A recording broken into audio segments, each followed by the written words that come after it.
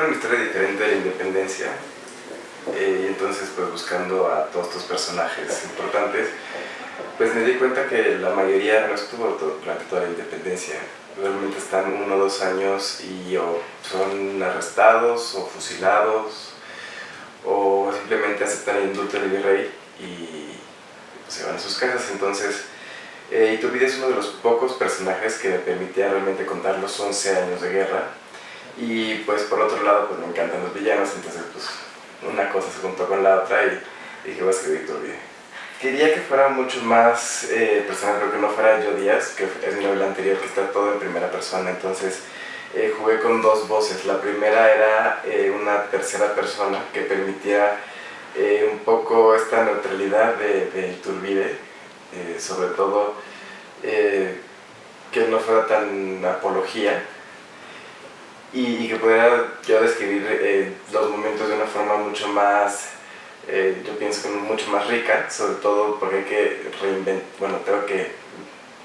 no reinventar, pero describir cómo era Nueva España. El lector tiene que sentirse en los últimos días de Nueva España, tiene que sentirse en una guerra civil y luego más tarde en los primeros años del México independiente. Entonces esa primera voz narrativa me permite detallar muchísimo más y explicar desde fuera del contexto histórico.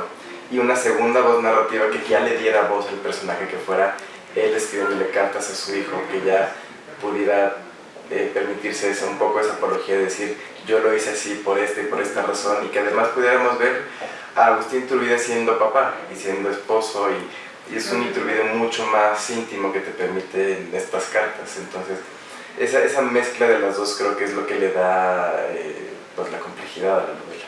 Sí. Bueno, en este caso, como estaba investigando al mismo tiempo que escribí la novela, pues fue 1 año de redacción y 1 año de investigación. En el caso de Iturbide, él escribía mucho, entonces tenemos cartas y documentos de él que me permitía pues su versión de la historia, y que al momento de escribir estas cartas pueda yo retomar frases o ideas suyas, también para que fuera mucho más real este asunto. Y por el otro lado, pues buscar ya directamente fuentes, de decir, al recrear Nueva España tengo que ver cómo se vivía, cómo se hablaba, cómo se vestía, y estas crónicas de la época también me permiten pues, descubrir todo eso. Y al final pues buscas A y te encuentras con B y C, y tú mismo como investigador te empiezas a dar cuenta que a lo mejor hay huecos, o a lo mejor encuentras que de un hecho hay 3 versiones, y entonces ya yo como novelista tengo que decir, de acuerdo a la psicología del personaje, yo lo que creo que sucedió fue esto, y entonces ya te permite dar pues algo que yo como novelista puedo que el ensayista no. Sobre todo esta parte cuando hay huecos, es decir, pues de acuerdo a cómo yo investigué el personaje o a su psicología o a lo que estaba pasando, yo creo que hubiera reaccionado así, y que también permite ese juego de darle, de proponer cosas históricas que pueden o no pueden ser ciertas, pero que son plausibles. Entonces, por ejemplo, me dice, es que hay un caso en particular de una escena entre Iturbide y su esposa, y me dicen, es que la esposa está muy subida de tono, está opacando a Agustín. Entonces ya lo leo yo y digo, sí, es correcto, voy a bajarle tono a la esposa, porque al final, como yo estoy trabajando ese manuscrito durante 1 año, estoy cegado y no veo ciertas cosas, entonces también ellos me dan una opinión externa. Y hay otras que me dicen, es que a lo mejor esto no deberías de ponerlo, y yo les digo, sí, porque es importante para la historia, o sí fue así la parte histórica, porque de repente, como la historia es muy extraña, de repente me dicen, oye, yo creo que nadie se va a creer que pasó esto, y yo, pero sí pasó, de verdad, aquí está la fuente. Entonces, pues también tú como autor decides qué comentarios de los editores tomar y cuáles no.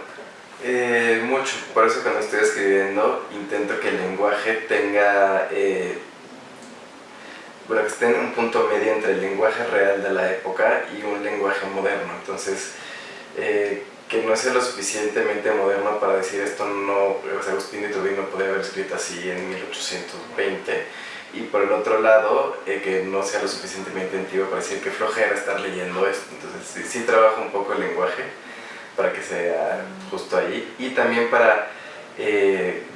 porque yo siento que estas novelas son didácticas, entonces siempre tengo que estar explicando contextos. Agustín de Iturbide y en el libro anterior Porfirio Díaz también siempre están explicando esto era así por esto, por esta ley, o esto pasaba en el extranjero, para que el lector se dé una idea de qué está pasando. En este caso, por ejemplo, hice mucho hincapié en Iturbide de lo que estaba pasando fuera del país. Realmente cuando estudiamos la independencia solamente vemos la independencia hacia adentro, siempre hacia México. Y no vemos que pues Agustín de Iturbide creció con noticias de la Revolución Francesa y de la Revolución Americana, norteamericana. Entonces todo eso cómo va nutriendo, cómo va cambiando, cómo todas estas diferentes guerras que están pasando en Europa afectan a Nueva España. Entonces ya cuando empiezas a ver ese contexto internacional, creo que entiendes mucho más sobre todo el inicio de la independencia. Entonces por eso pues para que el lector entienda mucho más, y yo siento que la historia se hace mucho más rica porque ven la guerra de independencia como algo más complejo. La editorial me sugirió para esta novela y para la anterior que pusiéramos fotografías, pero yo siento que es mucho más rico que yo pueda describir las cosas y que el lector se imagine. Sobre todo que describa cambios en el zócalo, que estaban las fuentes, que estaba el caballito, que estaba el calendario azteca recargado sobre la catedral, y tú como lector te lo imagines y quieres estar ahí. Porque si te pongo la fotografía o te pongo el grabado, ya el lector hizo la mitad de su chamba porque ya no está imaginando cosas. Y por el otro lado siento que si lo describo, por ejemplo, un lector va a ir al zócalo y va a decir, mira, aquí estaba. O mira, justo aquí estaba estaba el calendario, justo aquí estaban las fuentes. Entonces es mucho más un trabajo entre el escritor y el lector que sobre todo en la novela histórica se vuelve como algo cómplice. Les está gustando mucho, hay lectores que están llegando primero a y luego se van a Yo Díaz, entonces estoy muy sorprendido, pensé que iba a haber toda la ola de lectores de Yo Díaz a Iturbide, pero no, parece que cada uno tiene su público y se están compartiendo.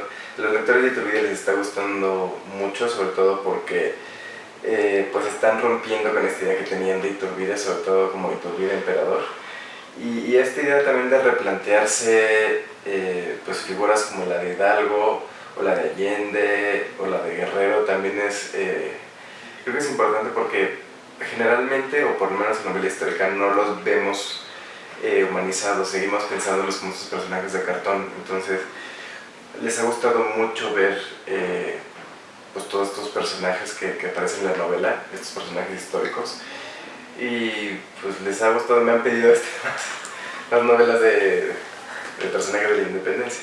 Al leer Iturbide van a descubrir la independencia de una forma más humana, más cruel, porque además fue una guerra muy cruel. Van a estar ahí en los campos de batallas, van a descubrir que le hicieron hombres y mujeres, van a participar de las negociaciones para definir la independencia y van a ver el primer gobierno de México, que no fue el de Guadalupe Victoria, fue el Imperio de Agustín de Iturbide, y yo estoy seguro que al terminar la novela va a cambiar la forma en cómo están celebrando México en septiembre. Si me quieren decir algo, comentar algo, se aceptan críticas, comentarios, mentadas de madre en mis cuentas de Twitter, @donporfirio Díaz y @pedroj86.